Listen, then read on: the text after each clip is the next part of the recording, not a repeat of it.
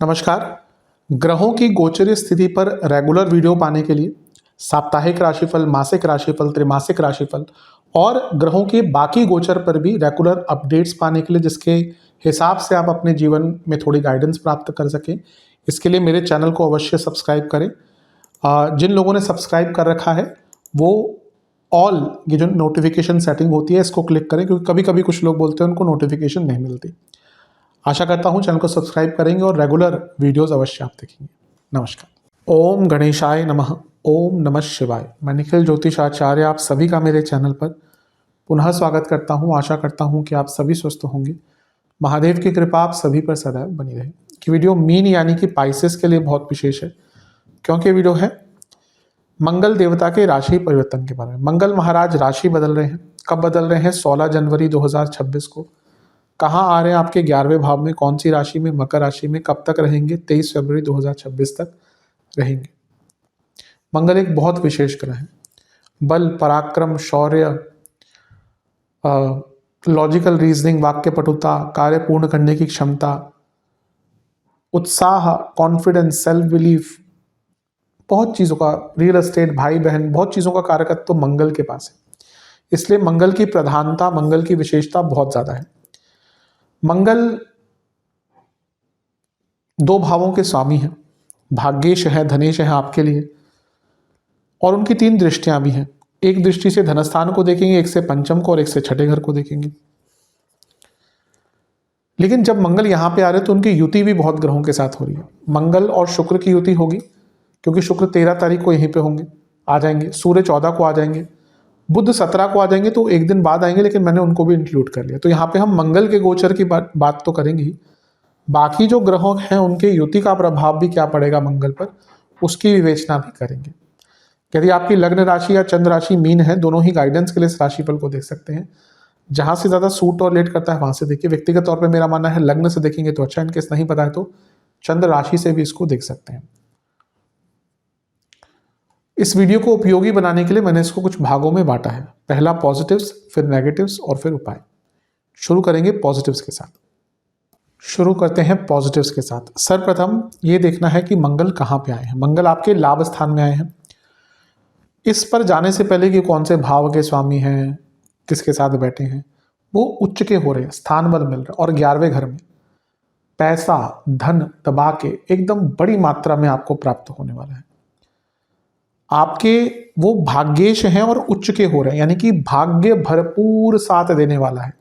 बहुत ज्यादा साथ आपको भाग्य का मिलने वाला है। और क्योंकि वो आपके धनेश भी है, यानी कि धन का भी आपको भरपूर लाभ मिलने वाला है। तो जो योग आपके लिए बन रहे हैं ये बहुत सौभाग्यशाली है। और सबसे बड़ी बात है, धन स्थान के स्वामी उच्च के हो रहे हैं, पैसा घर में भी आएगा और धन कमाने का, बढ़ाने का अवसर मिलेगा, यानी कि टू इंक्रीज और to expand your income sources. ये बहुत सुंदर योग है। मंगल आपके 9वें भाव के स्वामी, ये पिताजी को भी लाभ दिखाता है कि आपके पिताजी को भी कोई धन लाभ हो सकता है। इनकम के नए सोर्सेस खुलेंगे, इच्छा पूर्ति का योग बनता है और असीम संभावनाएं, अनलिमिटेड अपॉर्चुनिटीज यहां पे आपके लिए ओपन अप हो सकती हैं। आप कोई अटका हुआ कार्य अपना पूर्ण करना चाहते थे, वो नहीं हो पा रहा था पूर्ण, वो कर सकते हैं। और प्रॉपर्टी, एसेट्स, इनसे संबंधित भी कार्य आपके यहाँ पे बहुत आराम से पूर्ण हो सकते हैं। लेट्स से कि आपको कोई प्रॉपर्टी खरीदनी है, कोई एफडी करवानी है, कोई बॉन्ड खरीदना है, गोल्ड खरीदना है, क्योंकि मंगल प्रॉपर्टी के कारक और 11वां भाव एसेट्स का होता है, जिसमें आपका फिक्स एसेट, लिक्विड एसेट सब कुछ आता है। तो दोनों ही चीजों की वृद्धि दिख रही है। और फिर से कहूंगा, ये बृहद स्तर पर बढ़ने का योग है। ये वो टाइम है जब आप कुछ ऐसा कर सकते हैं कि आप अपने आप को एक्सपैंड कर पाए। बहुत अच्छा योग है। मंगल शुक्र की बात करते हैं। हम मंगल के युतियों पर आ जाते हैं। मंगल किन ग्रहों के साथ युति बना रहे हैं? मंगल और शुक्र की युति है। अब मंगल आपके धनेश है तो शुक्र आपके अष्टमेश हैं। फिर से अचानक से बड़े धन की प्राप्ति, क्योंकि 11वें घर में दोनों बैठे हैं। और मंगल आपके भाग्येश हैं, 9वें भाव के स्वामी, शुक्र 3रे घर के स्वामी। भाग्य पराक्रम योग 11वें घर में, जिसमें मंगल एग्जॉल्टेड है। इच्छा पूर्ति, अटके काम पूर्ण करना, स्किल एनहेंसमेंट और प्रोडक्टिविटी अलग ही लेवल पर आपकी बढ़ेगी। 11वें घर में मंगल शुक्र युति अपने आप में विवाह का योग बनाती है। नवम भाव के जो स्वामी हैं, तीसरे घर के स्वामी के साथ भाग्य पराक्रम योग बनता है, और अष्टम भाव के स्वामी नवम भाव के स्वामी के साथ यानी कि धार्मिक जगहों पर जाने का अचानक से कोई अवसर आपको प्राप्त हो सकता है। मंगल सूर्य की जोड़ी की बात करते हैं। मंगल सूर्य की जोड़ी दिखाती है प्रमोशन, क्योंकि सूर्य कारक है और मंगल यहाँ पे बहुत अच्छी अवस्था में है। ट्रांसफर्स के साथ प्रमोशन हो सकते हैं, गवर्नमेंट जॉब का योग है और गवर्नमेंट से कोई लाभ आपको प्राप्त हो सकता है। और मंगल बुध की जोड़ी की बात करें तो बुध आपके सप्तमेश हैं, तो उनका एक उच्च के मंगल के साथ बैठना बिजनेस में लाभ दिखाता है, बिजनेस में वृद्धि, बिजनेस में अपॉर्चुनिटीज। बुध चौथे घर के स्वामी है, मंगल प्रॉपर्टी के कारक है, कारकेश भावेश साथ में लाभ स्थान में, प्रॉपर्टी का लाभ, प्रॉपर्टी का पेपर वर्क, बिजनेस में वृद्धि, बिजनेस में नई अपॉर्चुनिटीज, और फिर से सप्तमेश उच्च के मंगल के साथ यानी कि प्रमोशंस। तो ये योग बहुत अच्छे बन रहे हैं। दृष्टियों पे आ जाते हैं। मंगल की एक दृष्टि धनस्थान पर, 11वें में बैठे मंगल धनस्थान को देख रहे हैं, लाभ स्थान में बैठे मंगल धनभाव को देख रहे हैं, और किसको देख रहे हैं? अपनी राशि को देख रहे हैं।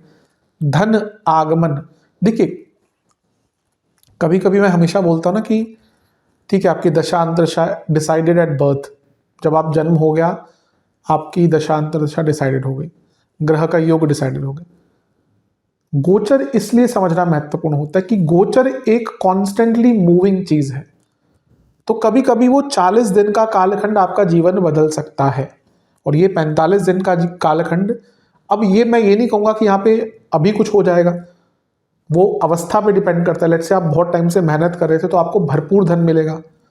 आप स्टार्टिंग फेज में हैं तो आपको ऐसी अपॉर्चुनिटीज मिलेंगी कि आप अपने धन को बढ़ा पाए। स्टूडेंट्स के लिए बहुत अच्छा है क्योंकि उनकी एक दृष्टि पंचम पर है, कंपटीशन क्रिएटिविटी सबके लिए अच्छा है, और यहाँ पे 2 5 8 11 का मिलन हो रहा है। दूसरे घर को मंगल देख रहे हैं जो पंचम भाव को भी देख रहे हैं, तो 2 5 मिल गए। 8वें घर के स्वामी शुक्र यहाँ पे बैठे हैं तो 8वां भी आ गया, और 11वें में सब कुछ हो रहा है। जब भी ये चारों भाव का मिलन होता है, इनको कहते हैं पनफरा भाव, बहुत बड़े धन की प्राप्ति का योग बनता है। मंगल की एक दृष्टि 6ठे घर में केतु पे है, स्किल बढ़ेंगी, कॉम्पिटिटिवनेस बढ़ेगी, कोर्ट केसेस कॉम्प्रोमाइज करने के लिए अच्छा योग है। तो इन सब चीज़ों का लाभ उठाइए। अब जीवन में कुछ अच्छा हो रहा है तो कुछ बुरा भी होता ही है, तो नेगेटिव चीज़ों पर भी थोड़ी बहुत नज़र हम डाल लेते हैं। चलते हैं नेगेटिव्स की तरफ। सबसे पहली बात, क्योंकि 11वें घर में इतने सारे ग्रह हैं तो प्रोडक्टिविटी बढ़ेगी, काम बढ़ेगा। तो काम बढ़ेगा तो वर्क प्रेशर बढ़ेगा, तो वर्क प्रेशर बढ़ने वाला है, इसलिए सेहत का ध्यान दीजिएगा। आपकी अपने आप से ही एक्सपेक्टेशन बहुत बढ़ जाएंगी, और थोड़ा सा लालच भी होगा, थोड़ी डेस्परेशन भी ज़्यादा होगी, और जब ये सारी चीज़ें मिलती हैं तो हम गलतियाँ करते हैं, गलत निर्णय लेते हैं। मंगल शुक्र की अगर हम जोड़ी की बात करें तो मैरिटल लाइफ में प्रॉब्लम्स दिखाता है। तीसरे घर के स्वामी मंगल हैं, तीसरे घर के स्वामी शुक्र मंगल के साथ बैठे हैं, तो ये क्योंकि मंगल उच्च के हैं, ऊर्जा ज़्यादा है, तो ओवर कम्युनिकेशन होगा। 8वें घर के स्वामी मंगल 8वें घर के स्वामी शुक्र मंगल के साथ बैठे हैं, ये इंजरीज का और सडन सर्जरीज का योग भी बनाता है, और ये शुक्र का प्रभाव भी साथ में आ गया, तो ये माया का खेल है। मैं फिर से कहूँगा, लालच से इस पूरे कालखंड में बचिएगा, क्योंकि यहाँ पे माया अपना पूरा खेल आपके लिए खेलेगी। मंगल सूर्य की अगर बात करें तो बॉसेस से प्रॉब्लम, एग्रेशन, ओवर एग्रेशन दिखता है, फादर से संबंध बिगड़ सकते हैं। और मंगल बुध की बात करें तो क्योंकि बुध सप्तमेश है तो मैरिड लाइफ में प्रॉब्लम, दशमेश है तो कलीग्स के साथ कार्य क्षेत्र में थोड़ी बाधाएं, और बुध बाधकेश है तो बाधकेश आपके भाग्येश के साथ बैठे हैं, तो कार्य तो आपको मिलेंगे, काम मिलेगा, काम होगा, लेकिन चीज़ें बहुत ज़्यादा अटकेंगी, मतलब कि बहुत स्मूथ काम नहीं होने वाले। इतने सारे ग्रहों का प्रभाव पंचम पर लव लाइफ के लिए अच्छा नहीं होता, और संतान प्राप्ति में बाधाएं, अगर जो महिलाएं प्रेग्नेंट हैं उनको काफ़ी ध्यान देना पड़ेगा। अगर हम सेहत की बात करें तो कार्डियक प्रॉब्लम, बीपी, बोन्स की प्रॉब्लम, दांतों की प्रॉब्लम, आंखों की प्रॉब्लम, एसिडिटी, नर्व्स की प्रॉब्लम तंग करेगी। उपाय की बात कर लेते हैं। आपको बजरंग बली को एक गुलाब की माला अर्पण करनी है, बेसन के लड्डुओं का भोग लगाना है, और मीठी रोटी का भोग लगाना है, गुड़ वाली। एक घी का दिया अर्पण करना है, उसमें थोड़े से इलायची के दाने मतलब पूरी इलायची 2-3 डाल लीजिएगा, और ओम पवन पुत्राय नमः और ओम भूमि सुताय नमः मंत्र का 108 बार जाप कीजिएगा। आशा करता हूँ वीडियो काम आएगी। चैनल पे नए हैं सब्सक्राइब कीजिए, वीडियो को लाइक कीजिए। मिलता हूँ अगली वीडियो में, तब तक के लिए ओम नमः शिवाय।